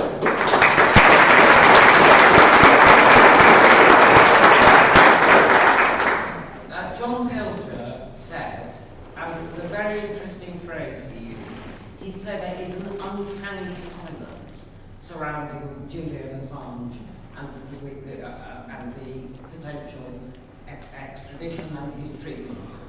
I've been in various campaigns for decades. I have never encountered the wall of silence that I have encountered when I raise this issue, both with people and with organisations. It seems to me that it's either a wall of silence and it's a wall of lies. It's one of two things that we're up against.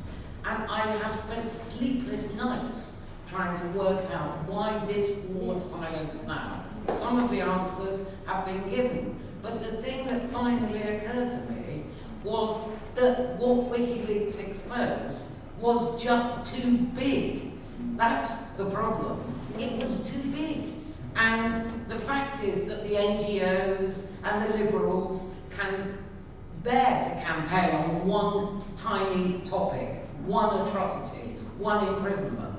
But what WikiLeaks exposed was an organised, ruthless, systematic war machine, and its murders, and its renditions, and its lies, and its propaganda, and its civilian, hundreds of thousands of civilian casualties, who actually nobody thinks about hardly. Then nobody mentions them.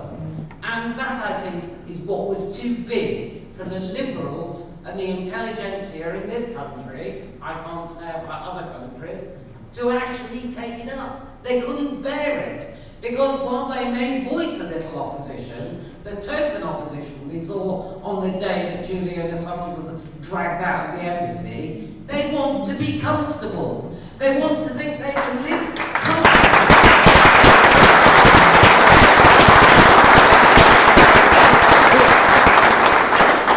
They want to live in what I would call Winnie the Pooh land. Everything's all right. We're not listening. We can't see. That's how they live. That's how they live with themselves.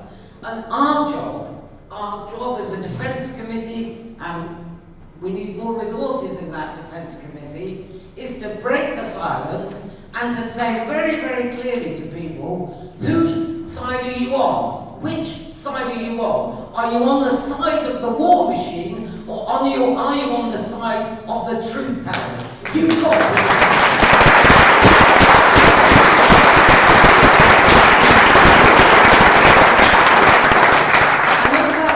Doing what we did the other night, going and picketing the National Union of Journalists, who you would think would have a passing interest in the case of WikiLeaks and Julian Assange. We stood out there, and I know people went in, I couldn't go into the meeting, and they responded with outright hostility to the very thought of mentioning Julian Assange. We have to challenge them. That's part of breaking the silence. We also have to challenge every single thing that is being done to Julian Assange. His prison conditions have to be challenged. Is he a Category A prisoner? There's never been a bail case that has ended up as a Category A prisoner in isolation. It has never happened. We need some MPs, some of those tame MPs, to raise this question in the House of Commons. That would at least show there is some concern for his conditions, because he has to.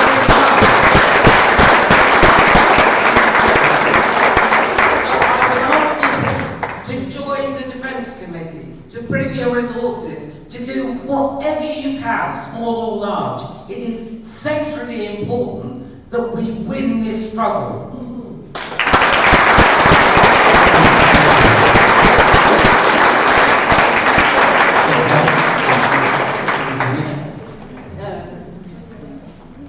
So the internet is a virtual representation of how power consolidates, because 15 years ago we saw lots of auction sites and lots of, a great diversity of sites all over the internet, and now everything has sort of consolidated into Amazon, eBay, and a few places. It's a visual representation, a digital representation of how power works.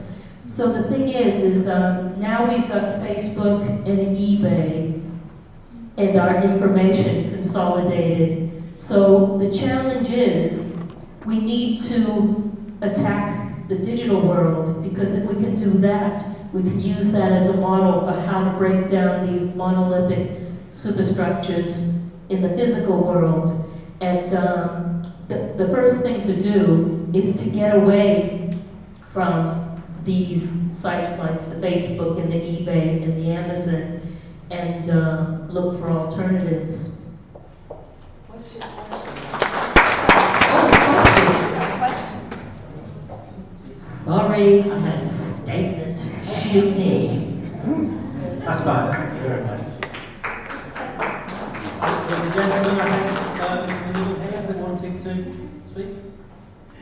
I wanted to make some comments rather than ask a question.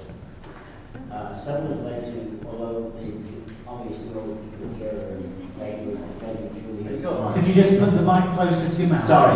While all people here are obviously in favour of defending Julian Assange and don't need sort of supporting arguments in a way, I think it's important that they're also aware of all the relevant information in case they do want to argue with people they meet who don't already take this view of defending Assange.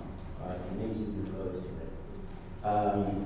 One of them is that regardless of the truth or otherwise, substantiation or otherwise, of the allegations made against Assange in Sweden, Assange, according to WikiLeaks and Assange himself, had always maintained that he was willing to submit an extradition to Sweden to face such an investigation if only the Swedish government would guarantee that they would not further extradite him to the United States for prosecution for his activities in connection with WikiLeaks. And they refused to do that consistently, and they still do.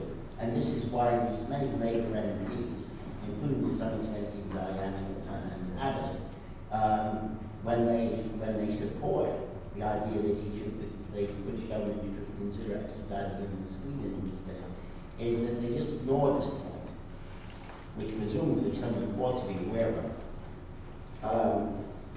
It's further the case that the former president of Ecuador, Correa, who granted him political asylum, did so because he first wrote to both the British governments and the Swedish government, asking if they would each of them guarantee in writing to him, as the president of Ecuador, that they would not, under any conditions, extradite Assange to the United States for prosecution for his WikiLeaks activities. And both refused to do so. And it was precisely that refusal that was the reason that Correa gave why he granted political asylum to Julian Assange. The other matter is Assange a journalist? 2 points. One, he's received numerous awards for journalism on behalf of WikiLeaks over the years. I think about 5 or 6 of them, including the Arthur Gellar Award for journalism. But the journalist, Glenn Greenwald, who worked with Edward Snowden to release his information, actually made another point.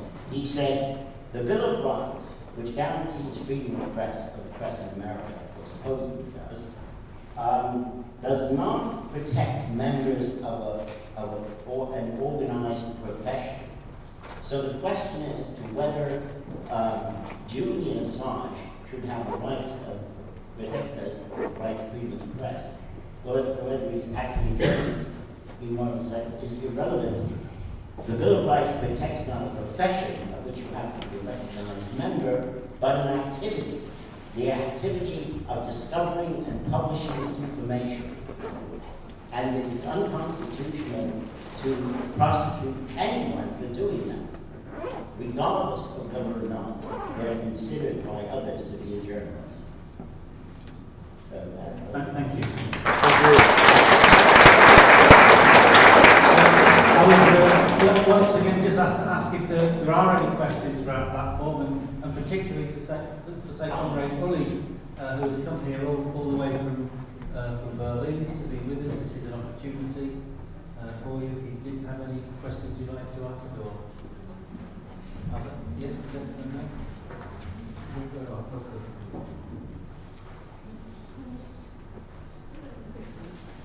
Just very quickly to Ms. Summers, which I thought you spoke really brilliantly.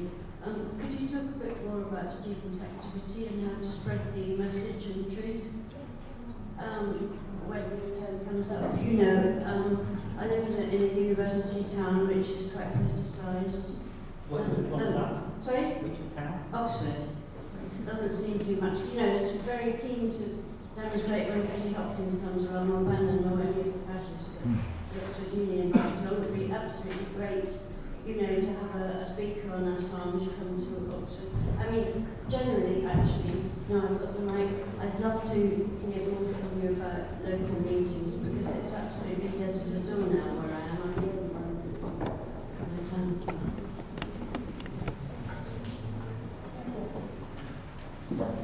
In answer to that question, I'd just like to say that the IRCC, we've been actively working to combat as I spoke about in my contribution, combat the effect of the so-called left groups on campuses such as Oxford and Cambridge, and London especially where I went to university.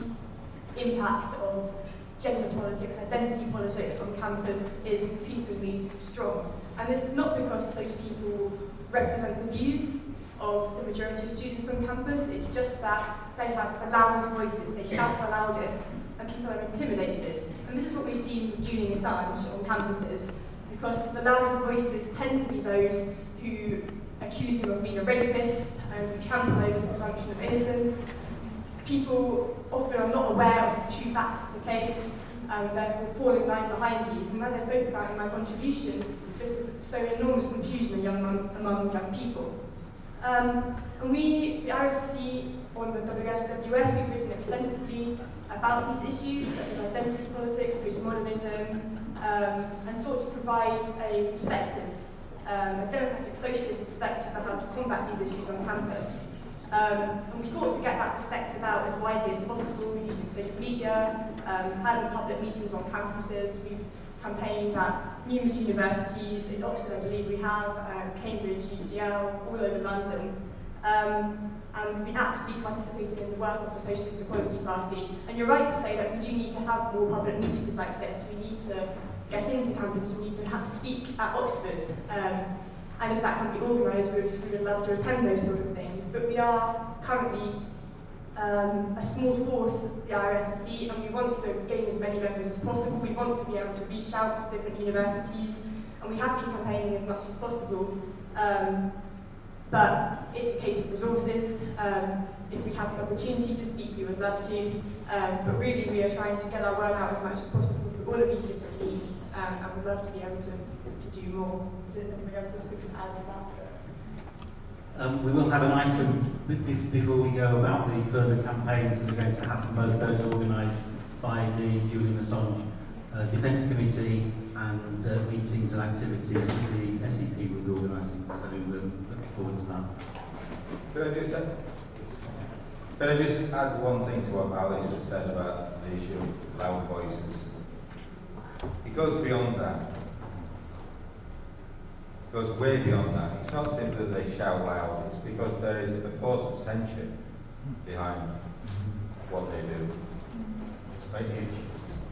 What is the schema? Julian Assange is a rapist. You say, no he's not. You're a rape denier. And then if you're a rape denier, then there are consequences. You are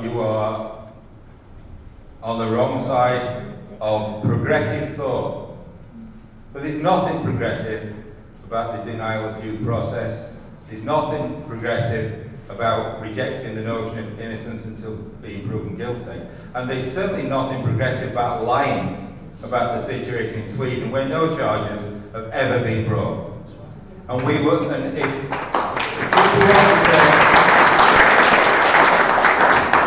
people want to say you're raping IS, well, to hell with them.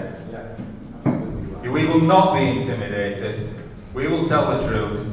We will stand for principle, and we will do it at whatever cost that is, because in the end, they're the ones that are going to be exposed as rotten and reactionary, and we are going to be revealed as the ones that told the truth.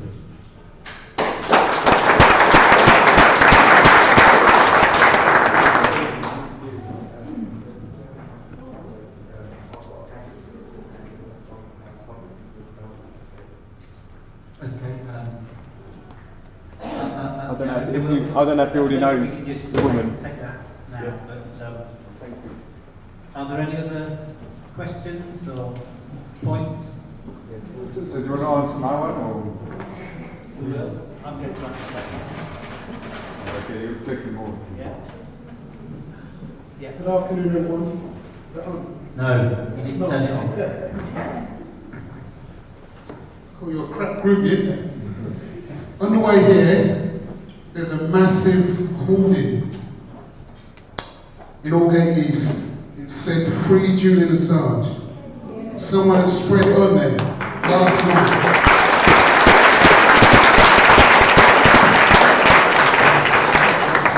They are going to have a surprise rush hour morning tomorrow morning. It may not be there in the afternoon, but the rush hour, every car will get that on the way there. We cannot wait for media or anything. Julian needs our help now. Even if you get a large flag, "Free Julian Assange," over a motorway, anything we can do, we have to do it now. We cannot wait. I want to do a shout out to Jimmy Dore, Abby Martin in America, Caitlin Johnson. These people are doing some amazing work. But at the end of the day, they're online, we're on the streets. Julian's name had disappeared. Years ago, there was a thing called a D notice. They did it during the IRA time, where everything was silenced. This is far worse than the D notice. Have a good afternoon.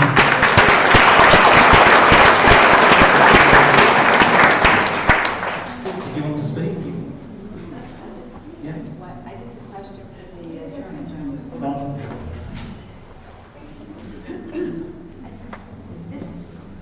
This is for the German gentleman, and I wanted to ask him.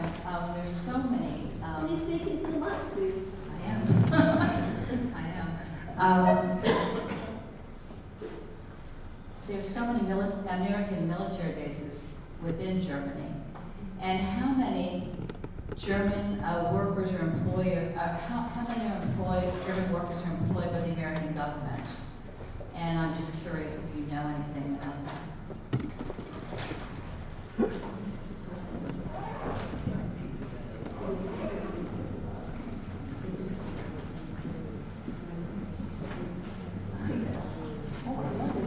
If I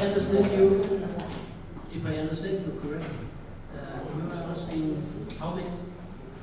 how many bases, American bases, exists in Germany, and how many German people, German workers, and how are they treated?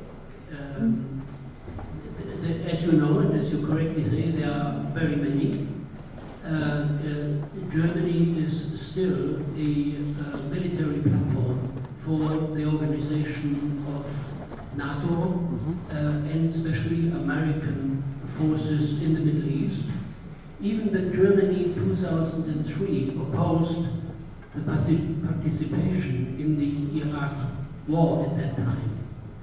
This war was organized from Germany in the American bases. This was, and even the wounded soldiers, American soldiers, were brought into Germany in the American military hospitals in their camps. Now, this is very well known, and obviously German workers are working there. is quite important to understand that it's not a question just to, let's say, oppose the American bases in Germany. It is to explain that this war development, which is very much concentrated in the US, is an international phenomenon. In the past, American imperialism played a crucial role in Germany, but since the end of the Soviet Union, this was piece by piece, step by step, changed. Germany came back as a own military power.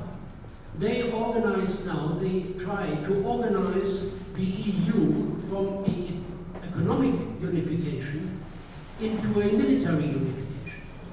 Germany by itself, or let's put it this way, Germany tries to follow its own imperialist interests through the EU, through the collaboration with the French government and other governments in the EU. And their opposition against the US, which is growing, the transatlantic conflict is intensifying. But there's nothing progressive in that. We cannot at all base our opposition against American militarism on the German government. That would be very wrong. Or the German political parties which sit in the Bundestag. They all, including the left party, work closely together with the German coalition and play a key role to depress or to suppress any independent movement of the working class. Now, our opposition against American imperialism is based on the mobilization of the German working class as part of the European working class in collaboration with the American working class against imperialism. So the bases, the military bases play an important role in Germany, and there is growing opposition against it, but we concentrate very much to build an international anti-war movement based on the working class. And I would like to say also a word on the speaker in the discussion who spoke on the wall of silence and concluded that WikiLeaks is too big and therefore it is not really, it is so difficult to win support, and we also have to get big and have to turn to parliamentarians and to the other political tendencies. Now, I think the reason for the silence, the wall of silence, is that there is a class question involved. The fight, the opposition against Julian Assange, which in Germany, and as far as I can see it, all over Europe and internationally, is in all parties. This opposition is bound up with the support for the war policy which the governments in every country are following. That's why the Australian government, I mean, don't forget, we heard it at the beginning of the meeting here, Julian Assange is a citizen in Australia. And the Australian government is not defending him because there is a class question.